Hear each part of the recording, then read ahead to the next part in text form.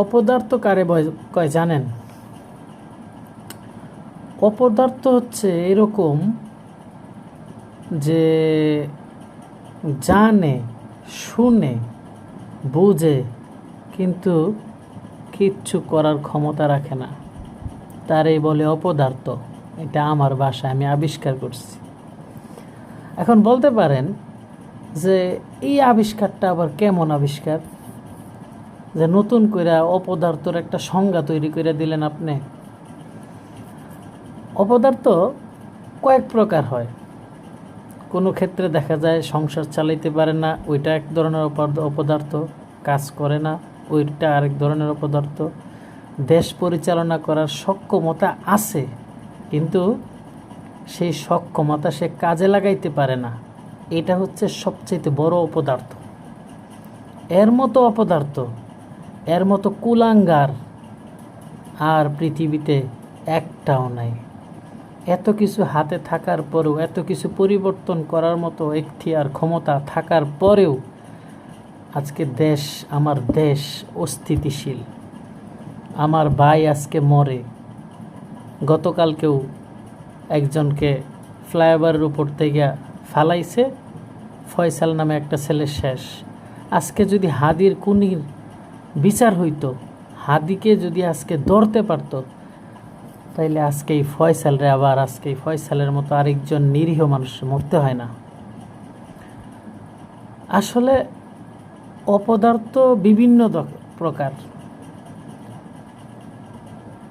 অনেক প্রকারের মধ্যে এইরকম নির্লজ্জ, এইরকম বেহায়া এখন এমন পর্যায়ে পড়ছে এই অপদার্থগুলা, না পারতেছে কিছু করতে, না পারতেছে অনেক কিছু সইতে পারতেছে।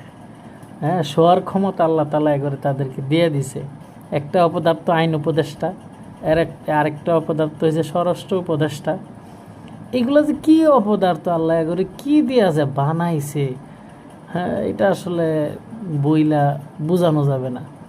আবার সেই পুরনো যুগ, কলিযুগ শুরু হয়ে গেছে, দরপাকড় শুরু হয়ে গেছে। এরে কারে থুইয়া কারে ধরবে, কারে থুইয়া কারে দেখাইবে, এইরকম একটা ধান্দা ফিকির শুরু হয়ে গেছে। ওরে অপদার্থের গোষ্ঠী, অপদার্থের মানে কি ভাষা ব্যবহার করলে কিভাবে স্যাটিসফাইড হবে আমি জানি না। আমি সাধারণ একটা মুখ্য সূক্ষ্ম মানুষ। ওরে অপদার্থরা, আজকে দেখ হাদির বিচারটা করতে পারতাছিস না তোরা।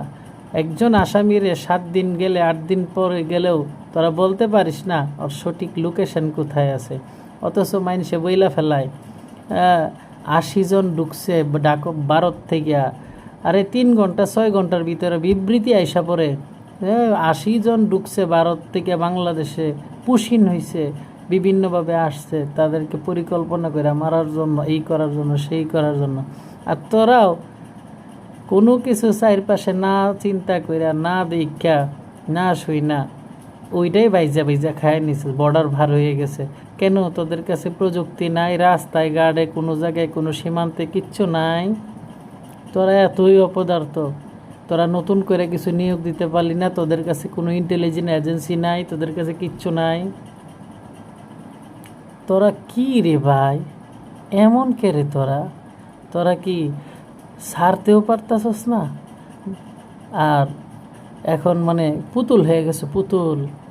নতুন কারো পুতুল হইছ, যাদের পুতুলে হও না কেন, নতুন করে যদি কারো পুতুল হয়ে থাকো, আগে হাল যেই মানে হইছে, পরের হাল ওই রকম হওয়ার পসিবিলিটিও আছে। এখনও তো মানুষ যারা জুলাই যোদ্ধা, 5ই আগস্টের পরে ওই জুলাই যোদ্ধা সব কয়টা মইরা যায় নাই, নতুন করে আরও হাদি যোদ্ধা তৈরি হয়েছে। এই হাদির রক্তের গা এখনও শুকায় নাই, হাদির কবরের মাটি এখনও শুকায়া যায় নাই। এই হাদির রক্তে মাংসে মানুষগুলা, যেগুলা হাদিরে ভালোবাসত, রক্তে মাংসের মানুষগুলা, তারা এখনও মইরা যায় নাই।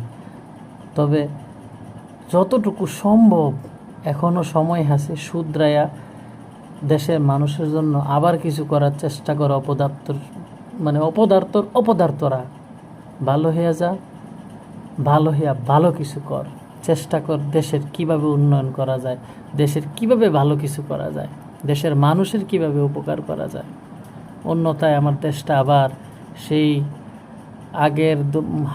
আগের দশা যদি হয়, তাহলে আরেকটা জুলাই সম্ভবত অপেক্ষা করতেছে।